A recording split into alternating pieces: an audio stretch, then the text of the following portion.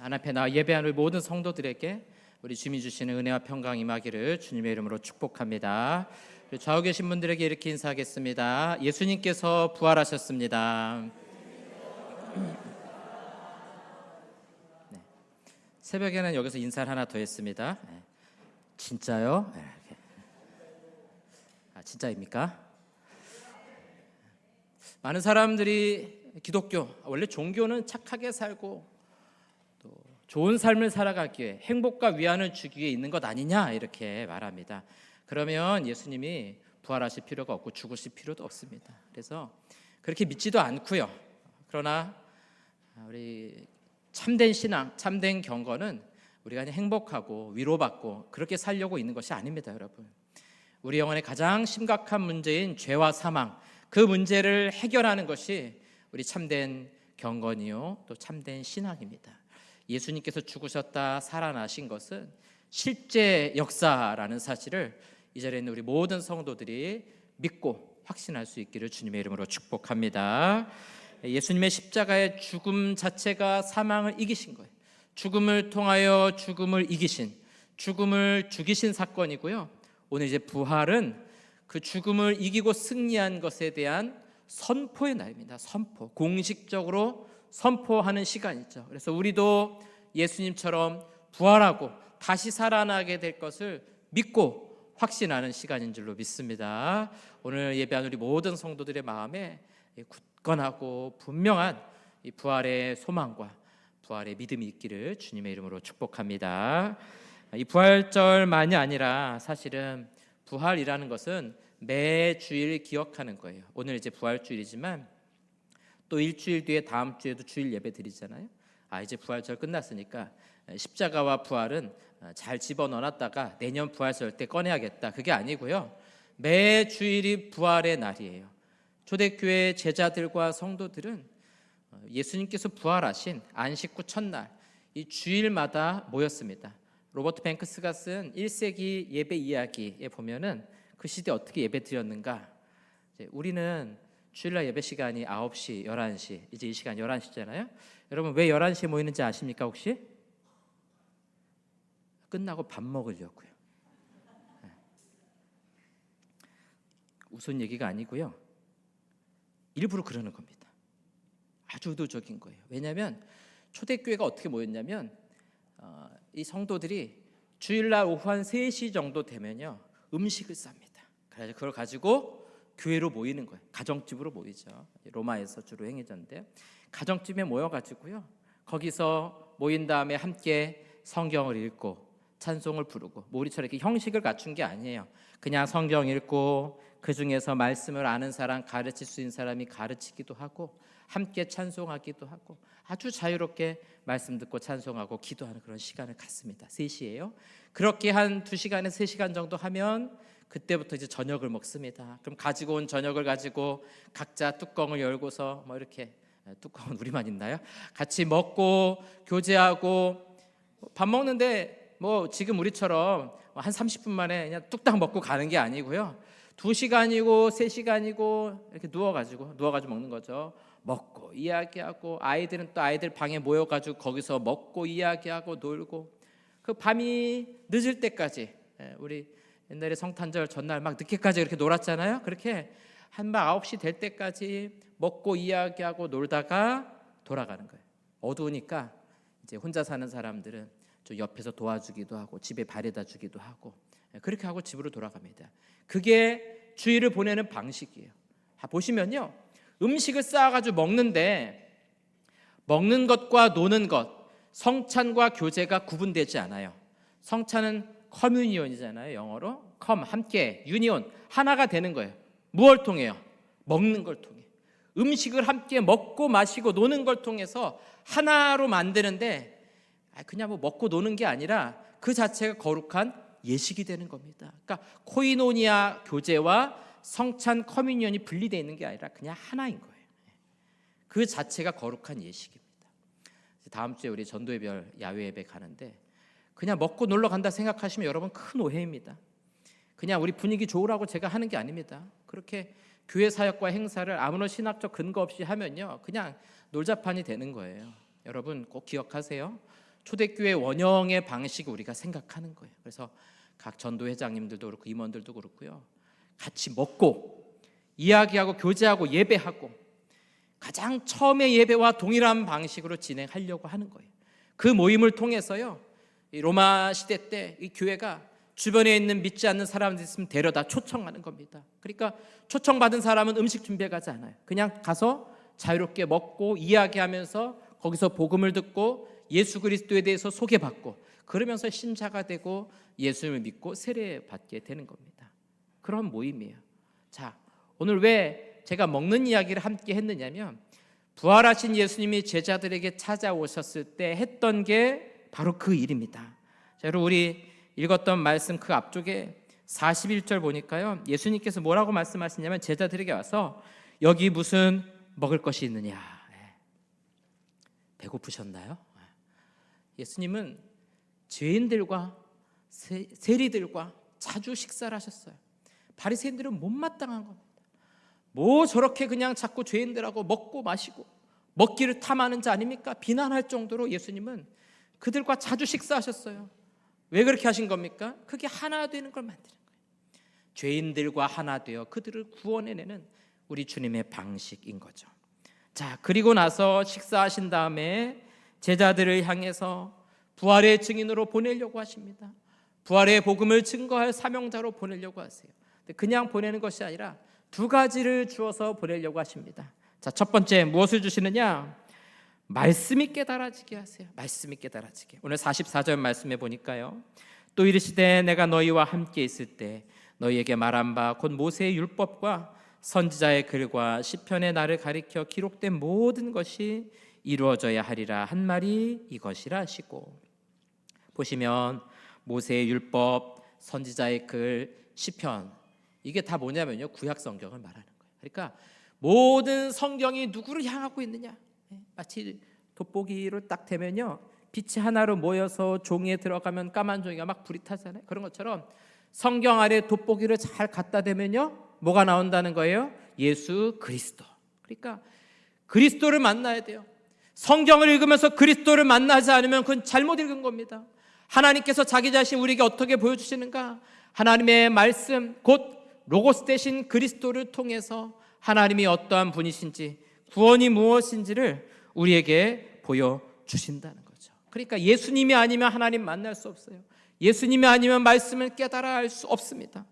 그래서 45절에 보니까 이렇게 말씀하죠. 이에 그들의 마음을 열어 성경을 깨닫게 하시고. 여러분, 주님께서 우리의 마음을 열어 말씀이 깨달아지게 해주셔야 돼요. 그래야 믿어지는 거고요, 그래야만 우리가 바르게 알 수 있는 겁니다. 이 24장 13절에서부터 35절까지에 보면요, 두 제자가 예루살렘에서 엠마오로 내려갑니다. 예수님의 죽으심 때문에 낙심하여 길을 걸어가는 거예요. 그런 제자들 곁에 두 사람, 글로바와 함께한 두 사람 곁에 예수님께서 함께 가시면서 이야기해요. 그때 무엇을 말씀하시느냐? 성경을 가르쳐 주는 거예요. 성경을 깨달아 알게 해주시는 거예요. 30절에 보니까 그들과 함께 음식을 잡수실 때, 또 드시네요. 식사를 아주 많이 하시죠, 예수님께서. 또 이 두 제자와 음식을 드시면서 떡을 가지사 축사하시고 그들에게 떼어주시니 31절에 그들의 눈이 밝아져. 그러니까 여러분, 말씀을 깨달으려면 주님이 우리와 함께 하셔야 돼요. 말씀을 깨달으려면 그리스도가 우리 마음에 찾아오셔야 됩니다. 우리의 어두운 눈을 열어주셔야 하나님 말씀이 깨달아지고 오늘 이 두 제자가 말했던 것처럼 우리 속에서 마음이 뜨겁지 아니하더냐. 여러분, 말씀 읽을 때 마음이 뜨거워지십니까? 마음이 뜨거워지는 게 아니라 눈이 감기시면 큰일이에요. 마음이 뜨거워져야 돼요. 예수님의 십자가에 대한 말씀을 읽으면서도 마음이 무덤덤하다. 하나님의 구원에 대해서 말씀을 읽고도 마음이 무덤덤하다. 여러분, 그리스도께서 우리의 마음의 눈을 열어주시기 바랍니다. 예수님의 십자가를 만나는 것이 감격이어야 돼요. 왜 나와 같은 죄인을 위하여 예수님 죽으셨을까? 여러분, 감격이어야 돼요. 그리스도가 함께 하시면요, 이전에 알던 말씀도 새롭게 깨달아지는 겁니다. 이번 주간 고난주간 특별 새벽 기도 예배 드리는데 히브리서 2장 14절 말씀, 죽음으로 죽음을 통하여 죽음을 깨뜨리신 그 말씀이 저에게는 아주 새롭게 느껴지더라고요. 죽음으로써 죽음을 이기신 사건. 여러분, 예수님의 십자가는 실패가 아닙니다. 그 죽음 자체를 통하여 사단 마귀의 권세를 깨뜨리고 우리를 허물과 죄악 가운데서 건지시고 승리한 사건이라는 겁니다. 여러분, 이 복음이, 이 그리스도가 저 여러분들 마음속에 믿어지시기를 주님의 이름으로 축원합니다. 우리 주님이 마음의 문을 열어주셔야 돼요. 그래서 우리의 마음이 뜨거워져야 됩니다. 뜨거워져야 돼요. 두 번째 주시는 선물은요, 성령의 능력을 주십니다. 자, 우리 46절과 47절 말씀을 같이 한번 합독해서 읽겠습니다. 또 이르시되 이같이 그리스도가 죽은 자 가운데서 살아날 것과 또 그의 이름으로 죄사함을 받게 하는 회개가 예루살렘에서 시작하여 모든 족속에게 전파될 것이, 성경에 기록된 것은 그리스도가 고난받고 3일째 되는 날 살아나신다는 것, 또 온 모든 족속에게 이 회개의 세례, 이 복음이 온 세계 열방 가운데, 민족 가운데 전파될 것이 성경에 기록되었으니, 48절에 보니까요, 너희는 이 모든 일의 증인이라. 제자들 향해 뭐라고 말씀하시면, 너희가 증인이다. 내가 죽었다 살아난 것에 너희가 증인이다. 온 모든 민족에게 복음이 전파될 이 놀라운 사건에 너희가 증인이다, 이렇게 말씀하시는 거예요. 여러분, 증인이 뭡니까? 목격자예요. 본 사람이에요. 목격자가 해야 될 일은 무엇입니까? 자기 눈으로 본 것을 말해야 돼요. 말해야 돼요. 여러분, 내가 말하고 싶은 것만 말하거나 아니면 숨기고 싶은 것을 숨긴다, 그것은 거짓말이에요. 진실이 아닙니다. 청문회 같은 거 뉴스로 보면 어떻습니까? 거기 나오는 증인들은 한결같은 말을 해요. 잘 생각이 나지 않습니다. 잘 모르겠습니다. 아니, 사법고시까지 패스한 분들이 뭐 이렇게 생각이 안 나시고 뭐 그렇게 까먹으시는 거 도대체. 그러다가 거짓을 들통나면 뭐라 그래요? 아, 제가 헷갈렸습니다. 그건지 몰랐습니다. 이렇게. 그럴 때 여러분 뭐라고 생각하세요? 그럴 수도 있지, 이렇게 너그러우세요? 아유, 저 사람 거짓말하고 있네. 봤으면서도 봤다고 말 안 하네. 여러분, 복음에 대해서도 마찬가지입니다. 우리가 예수 그리스도의 죽으심과 부활하심을 본 증인들이에요. 사도들만이 목격자가 아니라 말씀을 통해 이것을 믿는 저와 여러분들이 복음의 증인이에요. 그러니까 우리도 말해야 되는 거예요. 말하지 않고 감추면 안 됩니다, 여러분. 지금은 워낙 거리마다 CCTV도 많고 차마다 블랙박스가 많아서 사고가 나도 다 영상을 찾죠. 근데 과거에는 뭐 오래되지도 않았습니다. 거리마다 현수막이 딱 붙어 있어요. 2025년 4월 며칠 밤 몇 시에 뭐 흰색 소나타와 검은색 그랜저의 충돌 사고를 보신 분 있으면 아래 연락처로 연락 바랍니다. 살해하겠습니다. 여러분, 왜 돈까지 주워가면서 목격자를 찾습니까? 억울함을 풀어야 되거든. 그 목격자가 없으면 나에게 심각한 손해와 억울함을 당하기 때문에. 여러분, 우리가 복음의 증인으로요, 그리스도의 죽으심과 부활하심을 증언하지 않잖아요. 말하지 않잖아요. 누군가 억울한 일을 당하는 거예요. 하나님의 심판대 앞에 섰을 때 나는 복음을 듣지 못했습니다. 여러분, 얼마나 억울하고 안타깝습니까? 그래서 오늘 저와 여러분들을 구원하신 거예요. 우리를 구원하시고 복음의 증인으로 삼아서 이 제자들과 같이 복음을 증거할 하나님의 사명자로 부르신 줄로 믿으시기 바랍니다. 우리 모두가 다 증인이에요. 모두가 다 증인. 그런 건 뭐 목사님들이나 선교사님들만 하는 거 아닙니까? 아닙니다, 여러분. 우리 모두가 다 증인이고 모두가 다 이 사명자예요. 우리가 말하지 않는다면, 우리가 침묵한다면 그것은 비겁한 것이고 그것은 거짓말과 같은 것입니다. 있는 그대로 말해야 됩니다. 성경이 말씀하는 대로 예수님께서 고난받고 십자가에 달려서 3일째 되는 날, 죽으시고 3일째 되는 날 다시 살아나셨습니다. 그를 믿는 자는 구원을 받습니다. 여러분, 이런 복음의 증인으로 살아가시기 바랍니다. 그래서 제가 숙제를 드리겠습니다. 이번 주 숙제, 오늘 이제 여러분들이 나가실 때 계란을 2개 받으실 텐데요. 왜 2개를 줄까요? 하나는 내가 먹고 안 먹으면 섭섭하니까, 하나는 크게 말씀하세요. 크게. 전도. 아까 우리 1부에 맞춰 가는데 우리 일베 들으시는 아주 점잖은 남자 집사님이 계란 달라 그러시더니 오늘 저도 말씀에 순종해서 경비 아저씨에게 부활절 계란을 전달하겠습니다. 저한테 숙제하시겠다고. 여러분 이번 한 주간은 여러분들 가정이든 직장이든 사업장이든 만나는 사람들이든 좀 선물을 하세요. 계란 하셔도 되고요, 커피 사주셔도 되고요, 밥을 사줘도 좋고요, 하다못해 사탕 하나라도 뭐 예수님 부활하셨습니다, 아니면 부활절 이렇게 써가지고 좀 전달하세요. 어떻게든 예수 그리스도를 증거하십시오.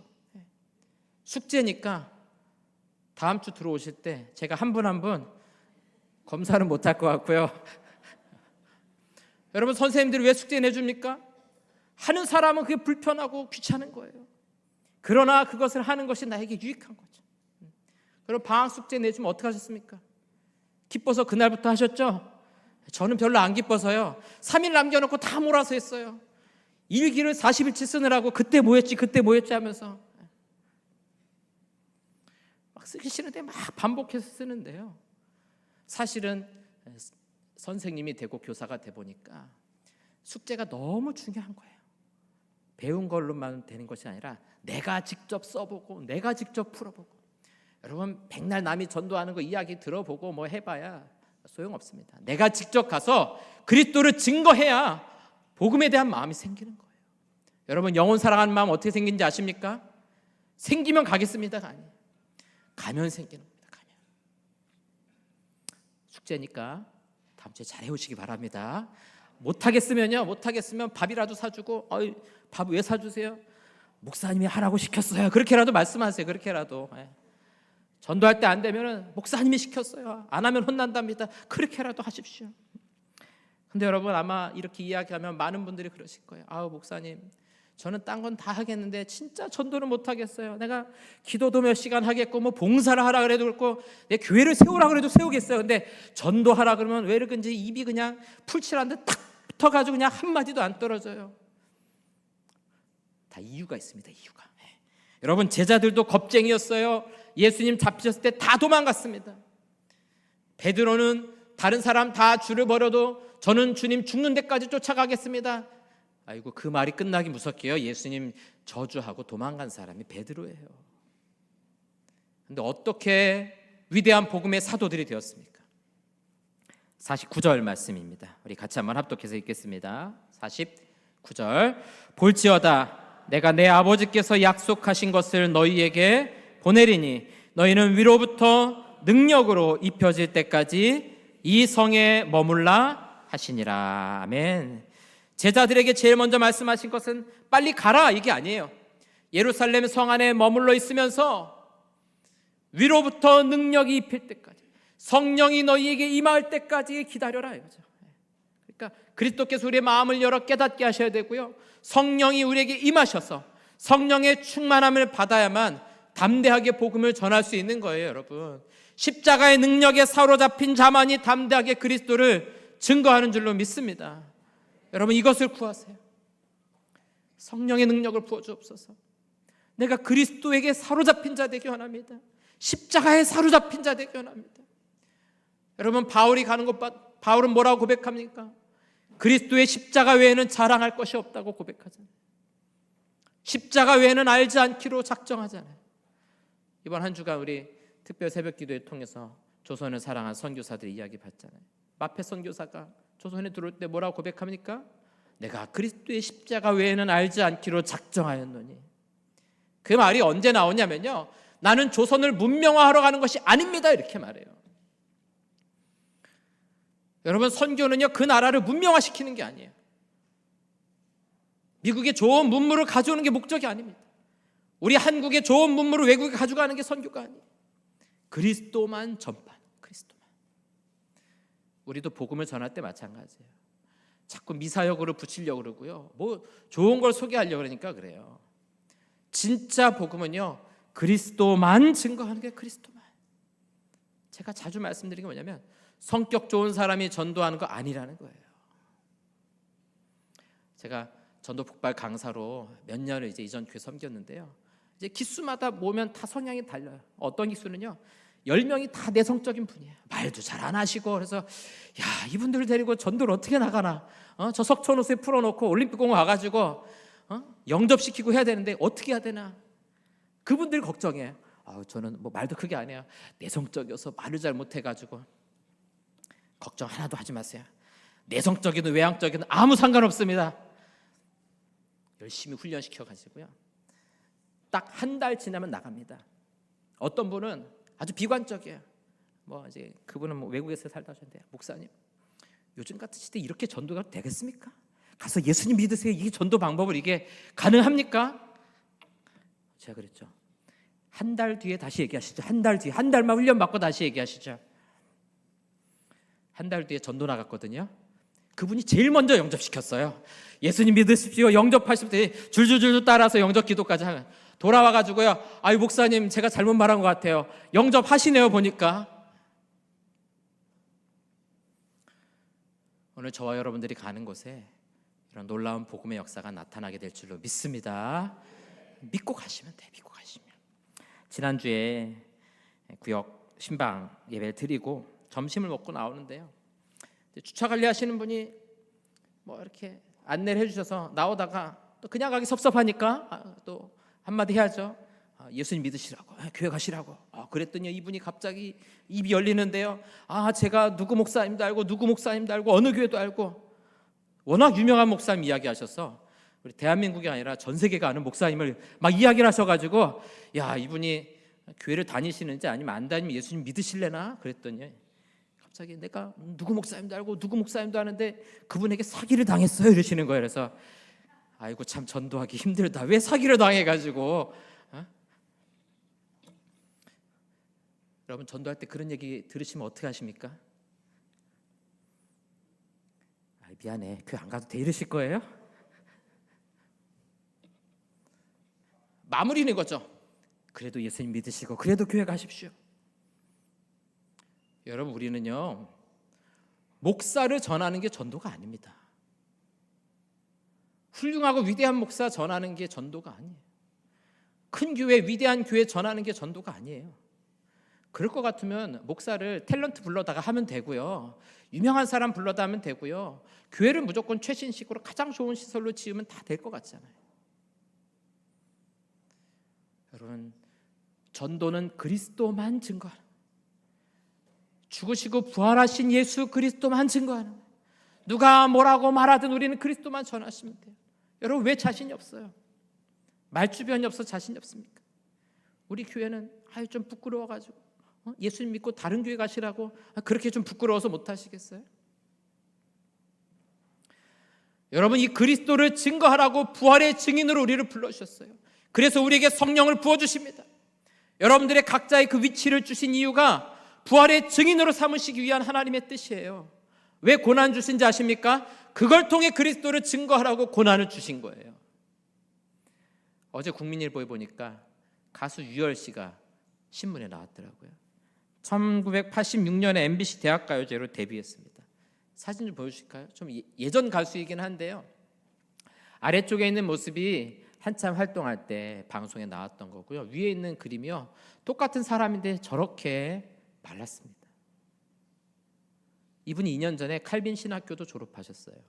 하나님을 알고 싶어 들어가셨다는 거죠. 그런데 8년 전부터 폐 섬유증을 앓기 시작합니다. 폐가 딱딱하게 굳어가는 그런 증세인 거죠.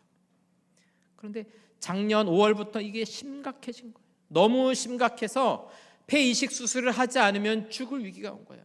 여러분, 얼마나 힘들었는지요. 남자인데 몸무게가 40kg까지 갔대요. 그러면 거의 죽기 직전 아닙니까? 산소호흡기를 끼지 않으면 안 될 정도로 작년 5월에 너무 힘든 상황이 됩니다. 섬기는 교회에서 아침부터 밤 12시까지 릴레이 기도를 하고 가족들도 새벽 예배를 나오면서 간절하게 기도를 하는, 그러다가 기증자가 나타났어요. 그래서 수술을 하려고 했는데 기증자 몸에 문제가 생겨가지고 또 수술을 못하게 됩니다. 그래서 의사가 일주일 이내에 수술하지 않으면 죽을 수 있습니다. 그러니까 자기 생명에 딱 일주일 남은 거나 마찬가지죠. 근데 감사하게도 하나님께서 정말 기적적으로 기증자를 만나게 하셔서 7시간 폐이식 수술을 통해 가지고 이분이 살아나신 거예요. 그 기사가 국민일보 기사에 나왔습니다. 여러분 아마 찾아보시면 다 나와 있을 겁니다. 그러면서 이렇게 고백하세요. 폐이식을 받으며 하나님의 이끄심, 기증자의 사랑과 헌신, 그리고 예수님의 부활의 참된 의미를 깨달았습니다. 정말 예수님의 십자가와 닮았죠. 죽음 직전까지 간. 그리고 기증자가 자기 폐를 기증했다는 건 자기 목숨을 준 거나 마찬가지잖아요. 이게 십자가 아닙니까?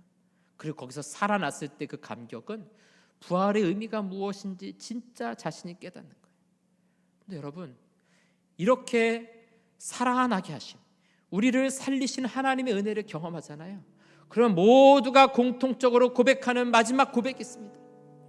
마지막에 뭐라고 말하냐면요, 몸이 조금 더 회복되면 하나님을 찬양하며 은혜의 복음을 나누겠습니다.